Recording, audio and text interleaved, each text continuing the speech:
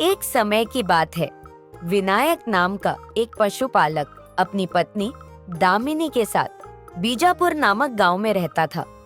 वह अपने मवेशियों को चारे के लिए पास के पहाड़ों पर ले जाता था।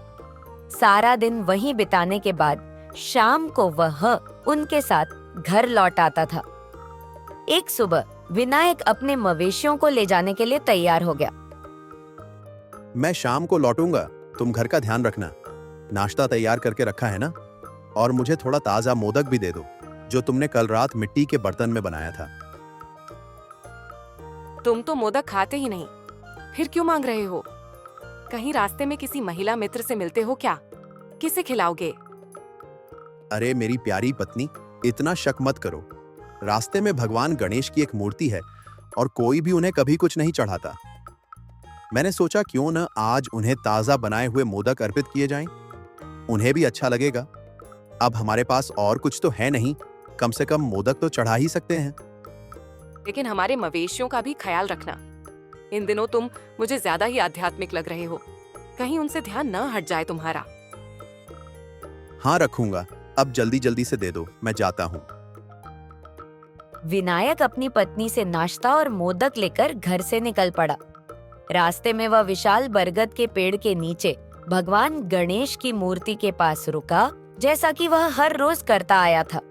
उसने पहले भगवान की मूर्ति से प्रार्थना की और फिर उनसे बातें करने लगा। हे गणपति, जंगली जानवरों से मेरे मवेशियों की रक्षा करने के लिए आपका बहुत बहुत धन्यवाद। आपकी कृपा से मेरा जीवन सुखी और खुशहाल बीत रहा है। आज मैं आपके लिए अपने घर से ताजा मोदक लाया हूँ। ये लीजिए, खाकर देखिए। इन्हें मेरी बीवी ने बनाया है। आपको तो ताजा मोदक पसंद है ना? इतना कहकर विनायक ने मूर्ति के सामने मोदक से भरा मिट्टी का घड़ा रखा और फिर पहाड़ों में मवेशियों को चराने के लिए निकल पड़ा। सूरज डूबने के बाद वह वापस आया और फिर आकर गणेश की मूर्ति के पास रुका। उसने देखा कि मिट्टी का पूरा घड़ा खाली था। खाली घड़े को देखकर वह आश्चर्यचकित हो गया और यह सोचकर बहुत प्रसन्न हो गया कि भगवान ने उसकी भेंट स्वीकार कर ली। मेरी भेंट स्वीकार कर ली आपने। आप मेरी सारी बातें सुन लेते हैं। आज आपने मेरी भेंट भी स्वीकार कर ली। मैं तो धन्य हो गया। अगर आप स्वीकार करें तो मैं आपको प्रतिदिन खुशी से शुद्ध घर का बना मोदक अर्पण करूंगा। पर अपनी अपार प्रसन्नता व्यक्त कैसे करूं, मुझे समझ नहीं आ रहा। वह लगातार बोलता ही जा रहा था। विनायक की मासूमियत और शुद्ध भाव देखकर भगवान गणेश उस पर अत्यंत प्रसन्न हो गए। उन्होंने दर्शन देने का निश्चय किया और साक्षात उसके सामने प्रकट हो गए। विनायक, हमें तो मोदक बहुत पसंद हैं, तो हम इन्हें स्वीकार क्यों नहीं करेंगे? भगवान गणेश की आवाज सुनकर विनायक चौंक गया। उसे यकीन ही नहीं हुआ कि यह हकीकत है। भगवान गणेश, क्या आप स्वयं मुझसे बात कर रहे हैं? मैं तो आपकी आवाज सुनकर ही धन्य हो गया। पर अगर यह आप ही हैं तो मैं आपको देख क्यों नहीं पा रहा? अगर आप दर्शन देंगे तो मुझे यकीन हो जाएगा। भगवान गणेश उसके सामने प्रकट हो गए और विनायक पूरी तरह से आश्चर्यचकित हो गया। आज तो मैं धन्य हो गया। आप साक्षात मेरे सामने हैं। मैं आपका बहुत बड़ा भक्त हूँ। मैं प्रतिदिन यहाँ आकर आपको मोदक का भोग लगाऊंगा। इसके अलावा मैं आपके लिए और क्या कर सकता हूँ? हमें तुम्हारे द्वारा चढ़ाए जाने वाले मोदक के अलावा और कुछ नहीं चाहिए। तुम्हारी भक्ति से हम अति प्रसन्न हुए हैं और तुम्हें वरदान देना चाहते हैं। तुम जो चाहो मांग सकते हो। हे गणेश, मेरे पास जो कुछ है उसमें मैं पूरी तरह संतुष्ट हूँ। मुझे कुछ और नहीं चाहिए।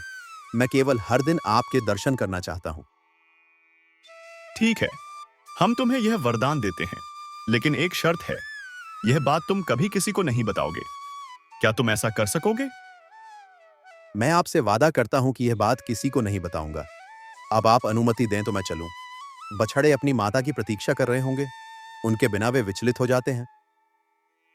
जरूर, जाओ विनायक, लेकिन कल हमारे लिए ताजा मोदक लाना मत भूलना। जरूर प्रभु, अवश्य लाऊंगा। ठीक है विनायक, कल मिलते हैं। और विनायक फिर से घर लौट आया। आज की घटना के बारे में उसने अपनी पत्नी तक को कुछ नहीं बताया। लेकिन अगले दिन वह फिर मोदक का घड़ा लेकर घर से निकल पड़ा। उसने वह घड़ा गणेश की मूर्ति के सामने रखकर प्रार्थना करना शुरू किया। भगवान गणेश, कृपया मेरी भेंट को स्वीकार करें। मैं आपके लिए मोदक लाया हूँ। भगवान गणेश विनायक के सामने आज फिर प्रकट हुए। विनायक के मन में एक शंका थी जिसे उसने पूछ ही लिया। प्रभु, एक बात बताइए, आप हम सबके लिए हमेशा हाजिर रहते हैं और अपने सभी भक्तों का ध्यान रखते हैं, लेकिन आप कभी एक शब्द नहीं बोलते और हर समय खड़े रहते हैं। क्या आप थक जाते होंगे ना? आपको कभी कभी आराम भी कर लेना चाहिए। मैंने ठीक कहा ना प्रभु? विनायक, तुम पृथ्वी लोक के मनुष्य भी अजीब होते हो। जब तक भगवान जवाब नहीं देता, तुम कहते हो कि भगवान का अस्तित्व नहीं है। अब जब हमने तुम्हें दर्शन दिए, तब तुम हमें ही सुझाव देने लगे। बेहतर होगा कि कल से हम दर्शन ही न दें। हे भगवान, कृपया ऐसा मत कहिए। मुझसे गलती हो गई। मुझे आपकी चिंता होती है कि आप हर समय खड़े रहते हैं, बिल्कुल आराम नहीं करते। आपको थोड़ी देर बैठने का समय भी नहीं मिलता। आप थक जाते होंगे ना? विनायक, तुम्हारी भक्ति के अलावा तुम्हारी मासूमियत ने भी हमारा दिल जीत लिया है। तुम्हारे इस प्रश्न का उत्तर हम तुम्हें एक उदाहरण देकर समझाएंगे। क्या तुम उदाहरण सुनने के लिए तैयार हो? जी प्रभु, जरूर। इस स्थान पर हम प्रतिदिन विभिन्न प्रकार के भक्तों को देखते हैं। हम चाहते हैं कि आज तुम भी यहाँ रुककर उन सभी भक्तों को देखो, लेकिन एक शर्त है, तुम उन्हें हमारी उपस्थिति के बारे में नहीं बताओगे और किसी भी बात की प्रतिक्रिया भी नहीं दोगे। केवल चुपचाप देखते रहोगे कि क्या हो रहा है। ठीक है प्रभु, पर यदि मैं सारा दिन यहीं खड़ा रहूंगा तो मेरे मवेशियों का क्या होगा? उनका ध्यान कौन रखेगा? उसकी चिंता मत करो, हम करेंगे तुम्हारे मवेशियों की देखभाल। तुम पेड़ के पीछे जाकर बैठ जाओ। विनायक पेड़ के पीछे जाकर इंतजार करने लगा। वह सोच रहा था कि भगवान गणेश उसकी शंका को कैसे दूर करेंगे। कुछ समय बाद कहानी। एक व्यापारी पैसों से भारी थैली लेकर वहां पर आया। मुझे बहुत खुशी है कि आपने मुझे इतना बड़ा वरदान दिया और आज मेरे प्रभु का उत्तर भी मुझे समझ आ रहा है। उसने पैसों की थैली मूर्ति के सामने रखी और प्रार्थना करने लगा। पेड़ के पीछे खड़े विनायक ये सब देख रहा था। मैंने अभी अभी नया कारोबार शुरू किया है, कृपया उसमें अच्छे अच्छे मुनाफों का आशीर्वाद दें। उसने अपनी प्रार्थना पूरी की और अनजाने में ही बिना पैसों की थैली उठाए वहां से निकल गया। विनायक यह सारा माजरा देख रहा था। उसने ये भी देखा कि व्यापारी पैसों की थैली वहीं पर भूल गया था। अरे, यह व्यापारी अपने पैसे यहीं भूलकर चला गया। अब मैं उसे याद भी नहीं दिला सकता, क्योंकि मैं भगवान गणेश की किसी भी बात पर प्रतिक्रिया न करने की शर्त से बंधा हुआ हूँ। थोड़ी ही देर बाद एक गरीब आदमी वहां आकर मूर्ति के सामने खड़ा हो गया और भगवान गणेश से प्रार्थना करने लगा। हे प्रभु, मेरे पास खाने के लिए कुछ नहीं है। हम कई दिनों से भूखे हैं। मैं आज आपकी शरण में आया हूँ क्योंकि आप ही सबका उद्धार करते हैं। मुझे कोई ऐसा मार्ग दिखाइए जिससे मैं अपने परिवार का भरण पोषण कर सकूं। उसे मूर्ति के पास पैसों की थैली दिखाई दी। वह खुश हो गया और बोला, हे भगवान, आपने इतनी जल्दी मेरी इच्छा पूरी कर दी। अब मैं इन पैसों से अपने परिवार का भरण पोषण कर सकता हूँ। आप बहुत दयालु हैं प्रभु। वह गरीब आदमी पैसे की थैली लेकर वहां से खुश होता हुआ निकल गया। उसके तुरंत बाद एक और भक्त आया। उसका नाम था भोला राम, जो एक सपेरा था। वह भी मूर्ति के सामने प्रार्थना करने लगा। हे प्रभु, मैं लोगों की जान बचाने के अपने काम से खुश हूँ, लेकिन कभी कभी मुझे डर लगता है, क्योंकि मेरे जीवन का कोई भरोसा नहीं है। मेरे परिवार में कमाने वाला और कोई भी नहीं है। इसलिए मैं आपसे प्रार्थना करता हूँ कि आप मुझे हर खतरे से बचाए रखें। उसी समय वह व्यापारी अपने कर्मचारियों के साथ अपनी पैसों की थैली लेने वापस आया। उसने देखा कि पैसों से भरी वह थैली गायब है और वहीं भोलाराम बैठकर प्रार्थना कर रहा है। जरूर इस आदमी ने ही वह थैली चुरा ली होगी। इसने पैसे निकाल लिए होंगे। नहीं, मैं निर्दोष हूँ, मुझे छोड़ दो। पेड़ के पीछे छिपा विनायक ये सब देख रहा था। उसे भोलाराम के लिए बहुत बुरा लग रहा था। हे भगवान, पैसों की थैली तो उस गरीब आदमी ने ली थी। प्रभु, आप तो सब कुछ जानते हैं। अब आप इसे नहीं बचाएंगे तो मैं जाकर सबको बता दूंगा। लेकिन भगवान गणेश ने कोई उत्तर नहीं दिया। यह देखकर विनायक ने भगवान गणेश को किया हुआ वादा तोड़ दिया। विनायक चुप नहीं रह पाया। वह तुरंत पेड़ के पीछे से निकलकर व्यापारी के सामने आ गया और बोला, व्यापारी भाई, ये थैली सपेरे ने नहीं ली। मैंने अपनी आंखों से देखा है। इसे तो एक गरीब आदमी उठा ले गया था। उसे लगा था कि भगवान ने उसे ये धन दिया है। तो तुम ये सब जानते थे, फिर पहले क्यों नहीं बताया?